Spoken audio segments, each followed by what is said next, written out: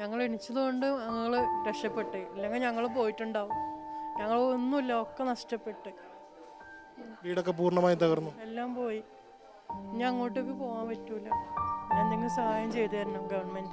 ജീവനം കൊണ്ട് ഓടി, അത്ര തന്നെ.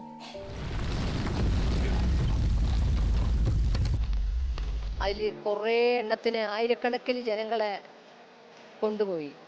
അവരെ എല്ലാം നഷ്ടപ്പെട്ടു. ചെറുപ്പം മുതലേ 10-14 വയസ്സാകുമ്പോൾ ജോലിയെടുത്ത് മക്കളെ പോറ്റി കുടുംബമായി ജീവിച്ച്, ഭർത്താവ് മരിച്ചിട്ട് 5 വർഷമായി. മോളെ ഭർത്താവ് മരിച്ചു. അങ്ങനെ പേരക്കുട്ടികൾക്ക് വേണ്ടി ജീവിച്ചു. എസ്റ്റേറ്റിൽ 36-37 കൊല്ലം പണിയെടുത്തു.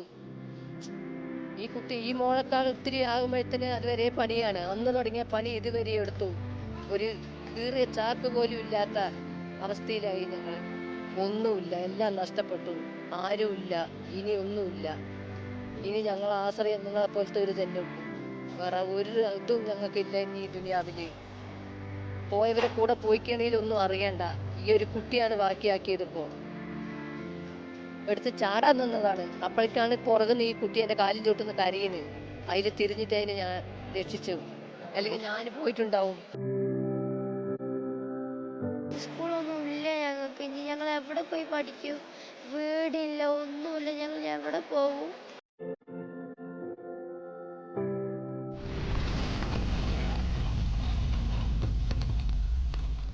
ഭക്ഷണമൊക്കെ കിട്ടുന്നുണ്ട് മോനെ, ഞങ്ങൾ കഴിക്കാൻ പറ്റുന്നില്ലല്ലോ. ഞങ്ങൾ എന്ത് രംഗാണ്? എങ്ങനെ ഞങ്ങൾ കഴിക്കും? വയറിന് വിശപ്പുണ്ട്, കഴിക്കാൻ പറ്റുന്നില്ല. അനിയന്റെ മകനെ ഇഞ്ചും കിട്ടിയില്ല. മക്കളൊക്കെ കാത്തു നിൽക്കുകയാണ്. കാണാൻ കഴിയില്ല മോനെ. ഇങ്ങനെ പറയുന്നു. ഞങ്ങൾക്ക് ഏതായാലും ഈ ദുരിതം വന്നു. ഇനിയുള്ള മക്കൾക്ക് ഇങ്ങനൊന്നും സംഭവിക്കരുതെന്നാണ് ഞാൻ ദൈവത്തിനോട് പ്രാർത്ഥിക്കുന്നത്. ഈ മക്കളൊക്കെ ജീവിക്കാനല്ലേ, പേരമക്കളൊക്കെ അവരുടെ ജീവിതം ഉണ്ടല്ലോ.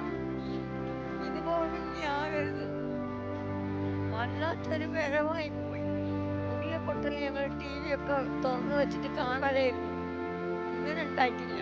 ഞങ്ങൾ 2 നാട് ഒരു നാടാണ് അയക്കുന്നത്. അപ്പൊ എന്തായിരിക്കും അവിടുത്തെ സ്ഥിതി ഒന്ന് ആലോചിച്ച് നോക്കി നിങ്ങൾ.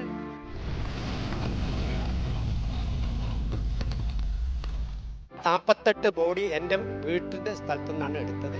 സ്ഥലവും മൊത്തം പോയി. 48 ബോഡി അപ്പം അവിടെ നിന്ന് എടുത്തു കഴിഞ്ഞു. രാത്രിയിലെ സംഭവങ്ങൾ എന്തെങ്കിലും ഓർത്തെടുക്കാൻ കഴിയും? രാത്രിയിൽ ഒരു ഒച്ച മാത്രം കേട്ടു, വേറെ ഒന്നും ഞങ്ങൾ അറിയുന്നില്ല. അപ്പോൾ ഒരു മല പോലെ ഒന്ന് കിടക്കണം, മരങ്ങൾ കിടന്നിട്ട്. കിടന്നിരുന്ന സമയത്ത് എന്തെങ്കിലും സംഭവം? അല്ല, അവിടെ കിടക്കുന്നതിന് പിന്നെ ഞങ്ങൾ അവിടെ നിന്ന് മാറിയിട്ടുണ്ട്. ഈ സൗണ്ട് കേട്ടപ്പോൾ ഞങ്ങൾ എല്ലാവരും എണിച്ച് 4 ഭാഗത്ത് ഓടി. കുടുംബത്തിൽ നിന്ന് വേറെ ആരെങ്കിലും?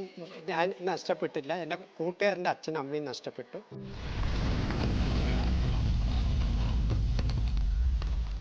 എൻ്റെ ഭാര്യയുടെ അമ്മ, ഭാര്യയുടെ അനുജത്തി, അനുജത്തിയുടെ ഭർത്താവ്, ഭാര്യയുടെ ചേച്ചിയുടെ മകളുടെ കുട്ടി, 4 പേരാണ്.